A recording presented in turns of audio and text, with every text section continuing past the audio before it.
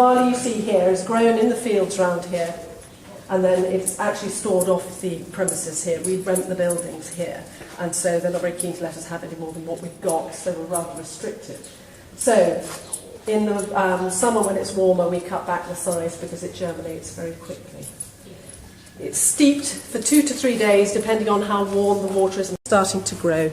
You've got the little white bits on the end there. So this will be out here on the floor. They will, during the summer it's quite warm, and so you have it quite thin like this. In the winter we put it quite thick to germinate because it generates its own heat. We use peat. Peat all over the all over Scotland varies. On Islay it's very dense.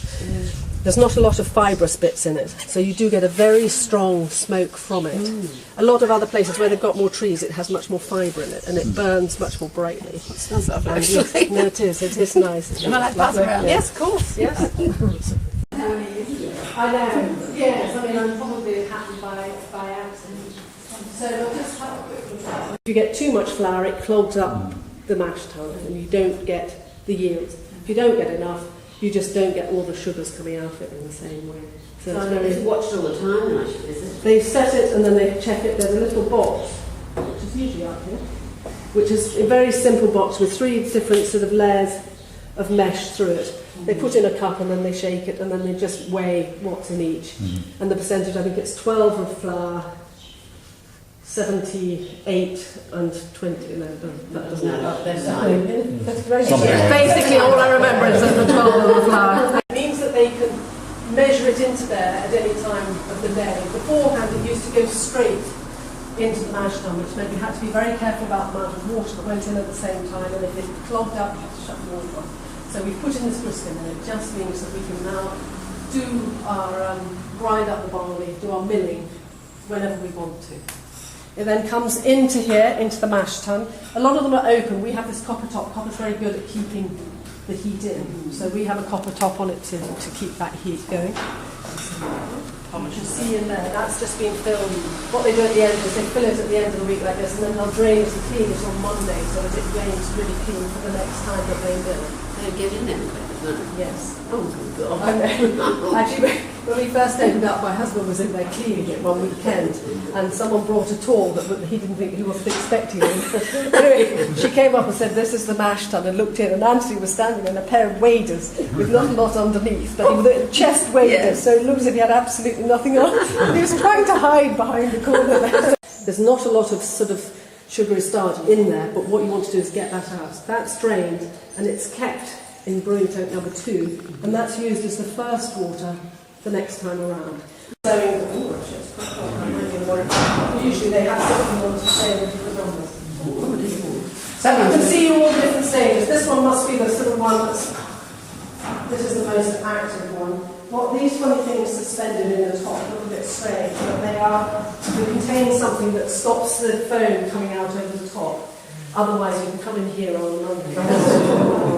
So they just suspend these so that when it gets to that level, it stops the foam getting too much higher.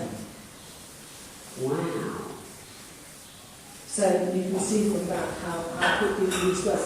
In fact, because the Small Stills Act said that all the stills had to be bigger than a certain size to stop people having small ones and hiding them. So that's, although it's called the Small Stills Act, it actually means that they have to be bigger than a certain size. Yes, it doesn't sound so bad. So this is the wash still. It's all heated by steam coils. We fill it just below the manhole cover here, boil it all up, and then we collect the condensation. Comes down, cooled through here, into this tube here, and into the low wines and famous receiver. You don't collect the first bit and you don't collect the last bit because they're not, they're full of impurities and things. So the line arm gets a sort of waxy build-up and things. So you run it for a bit first, clear that, collect the middle cut. The spirit still, you can see it's much smaller. It's got this reflux bulb here. What that allows the alcohol to do is to bubble out and open up, and the heavier alcohols drop back in and then distilled again. We've got this long swan's neck, which means that only the lightest, sweetest alcohols are collected. And again, you boil it, you sort of run it for a bit, clear the line arm, and then you have the middle cut, and I can't remember how much we collect out of the middle cut, so I do apologise. Comes off at, some of it, the original ones, at sort of the late 70s. So that's the spirit as it comes off and is collected. It's remarkably sort of clean smelling. It is very, very strong at this stage. It's probably, that's in, as I said, about sort of 70%. And then we reduce it down to fill the casks. See, everything is locked after a certain stage, and that's for the customs. Everything now for customs is measured by use. So we're saying, do you want to keep it fire until you sell it? Well, we have been selling it since it was, in fact, we've been selling it since it was raw spirit, because we let people try it, and people were really interested. They had never tried it at that stage, and so it's sort of rather snowballs. We ended up selling 2-year-old spirit to France and Japan, and they absolutely loved it.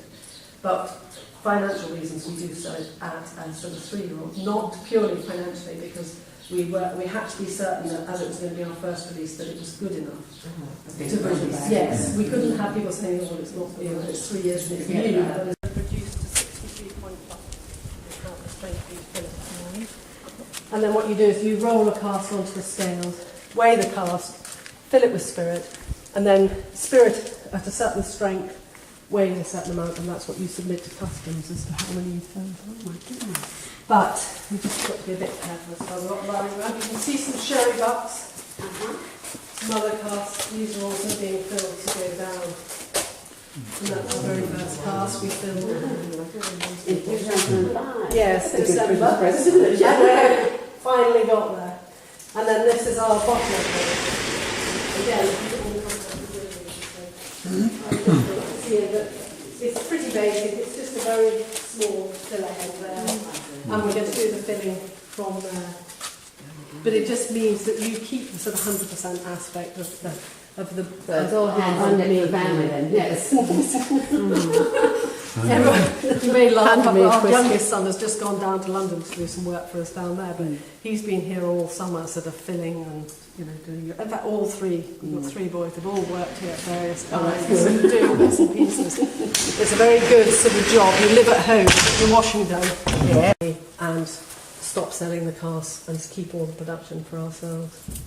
It's not to say we won't again in the future, but at the moment the plan is not to sell them all. Most of the ones here are private casks. You get to, like the group before you, there's a group of them who are coming up and they want to sample out of it. So what happened to it? It just leaked, you see, because it was on the ground, it just disappeared straight in, and we didn't see most of them. They go around tapping them pretty much all the time, but because we moved some around, it's actually, when you move them and you get them into a new position, sometimes that's when they do start. But they do go around tapping them, and we have to do an annual bulk stock check. But so they always do it once a year, they go around.